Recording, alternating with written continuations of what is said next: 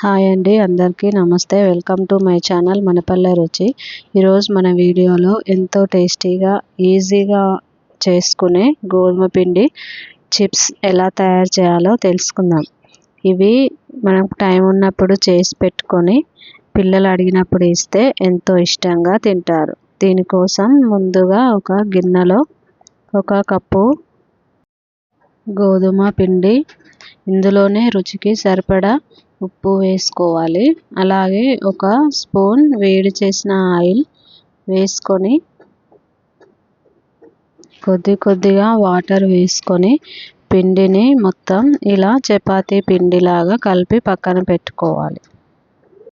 చపాతీ పీట తీసుకొని ఒక చిన్న బాల్ సైజ్ పిండి ముద్ద తీసుకొని దానిపైన పొడిపిండి చల్లుకొని ఇలా 2 వైపులా తిప్పుకుంటూ పెద్దగా చపాతీలాగా చేసుకొని పక్కన పెట్టాలి. ఇలా చపాతీలాగా చేసిన తర్వాత మనం ఇలా ఒక స్పూన్తో లేదా చాక్తో కానీ మనకి నచ్చిన షేప్లో ఈ చిన్న చిప్స్ లాగా కట్ చేసుకోవాలి. మనకి ఏ షేప్లో కావాలంటే ఆ షేప్లో కట్ చేసుకోవాలి. నేనైతే ఇలా రాంబస్ షేప్లో కట్ చేస్తున్నాను. మీకు నచ్చితే ఏ షేప్లో అయినా కట్ చేసుకోండి. ఇలా కట్ చేసుకొని మనం ఒక గిన్నెలోకి తీసి పెట్టుకోవాలి.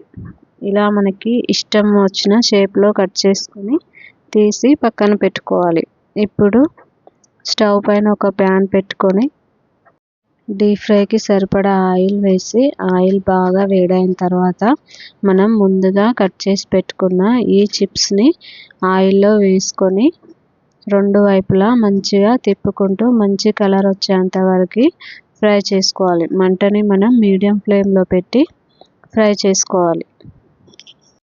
మనకి టైం ఉన్నప్పుడు ఈ స్నాక్స్ని చేసి పెట్టుకొని పిల్లలు అడిగినప్పుడు ఇస్తే ఎంతో ఇష్టంగా తింటారు. చాలా ఈజీగా అప్పటికప్పుడు 5 నిమిషాల్లో చేసి పెట్టుకునే స్నాక్స్ ఇవి. గోధుమ పిండి ఉంటే చాలు, మనకి ఈ స్నాక్స్ని ఈజీగా చేసుకోవచ్చు. అంతే అండి. మీకు కనుక ఈ వీడియో నచ్చినట్లయితే లైక్ చేయండి, షేర్ చేయండి, కామెంట్ చేయండి. మరిన్ని మంచి వీడియోస్ కోసం మా ఛానల్ మనపల్లె రుచిని సబ్స్క్రైబ్ చేసుకోండి.